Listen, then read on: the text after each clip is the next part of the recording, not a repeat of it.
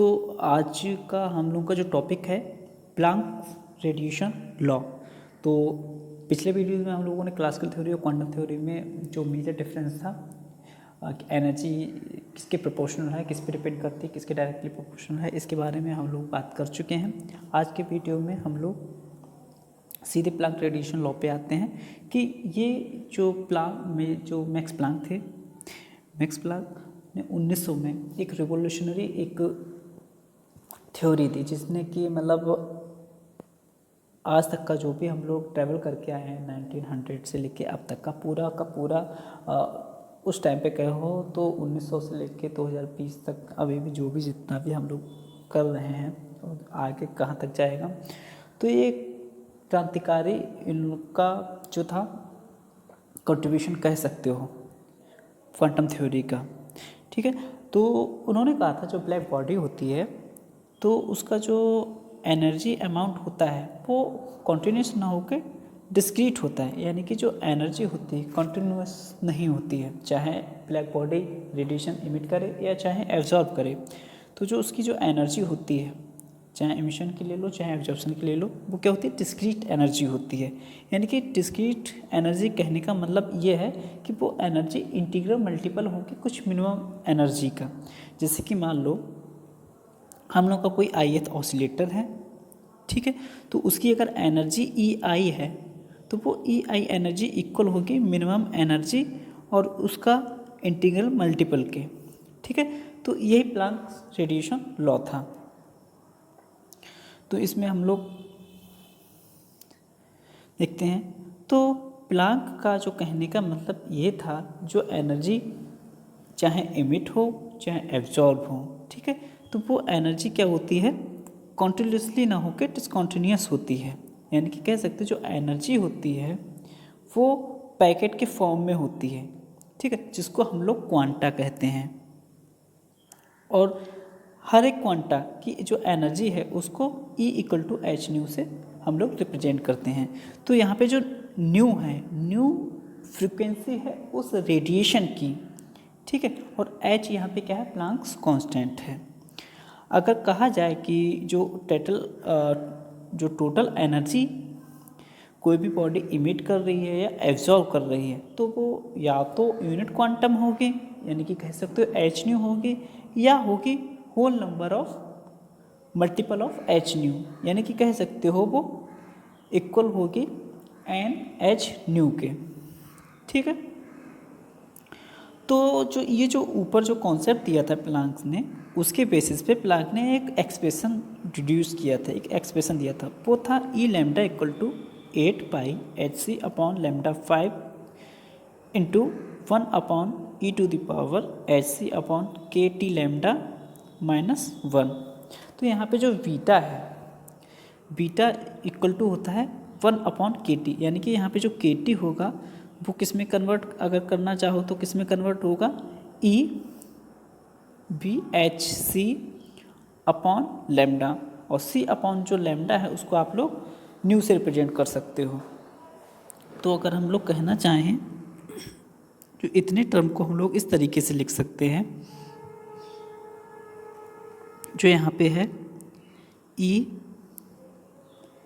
EHC upon KT lambda है, तो इसको हम लोग इस तरीके से भी लिख सकते हैं, E जो K1 अपॉन KT है उसको हम लिखेंगे बीटा, H यहाँ पे हम लोगों का है ही, और जो C अपॉन लैम्डा हम लोगों का कितना हो जाएगा, न्यू फ्रिक्वेंसी के।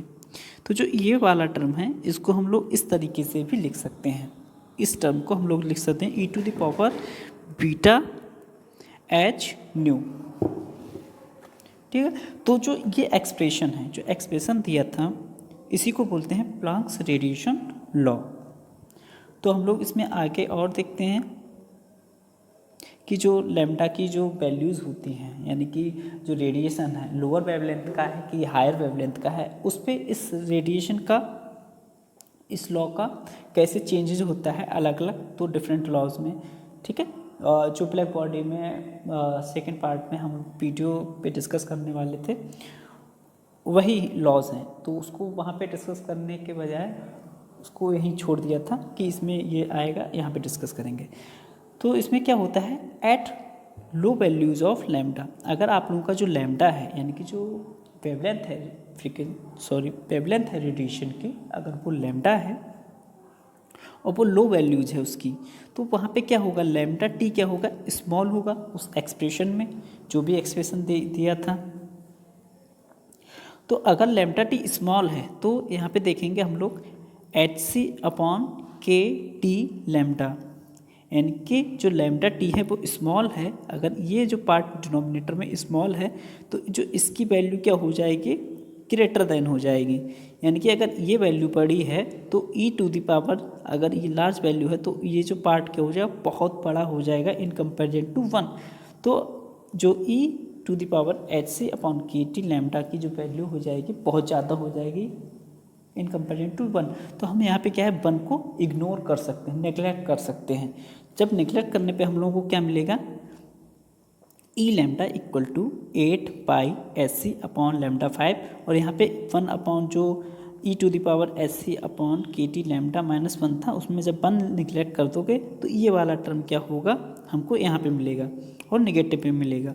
ठीक है, तो इस वाले टर्म को हम लोग इसकी जगह ये टर्म भी लिख सकते हैं, e⁻βH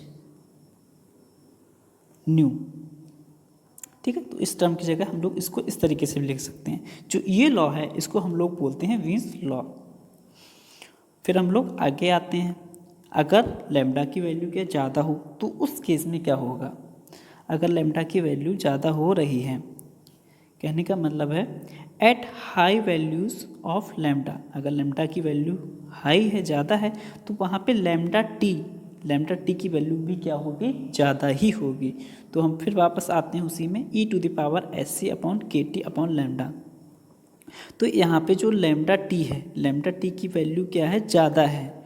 ठीक है, तो जो इस वाले टर्म को हम लोग क्या है, एक्सपेंड कर सकते हैं एक्सपोनेंशियली थ्योरम के थ्रू। ठीक है, यानी कि जो हम लोग पढ़े हैं, अब तक पढ़ते आए हैं, उसके थ्रू हम लोग क्या है, इसको एक्सपेंड भी कर सकते हैं। जैसे कि हम लोगों ने पढ़ा था e⁻x को, तो उसके थ्रू हम लोग क्या है, इसको एक्सपेंड कर सकते हैं इस टर्म को।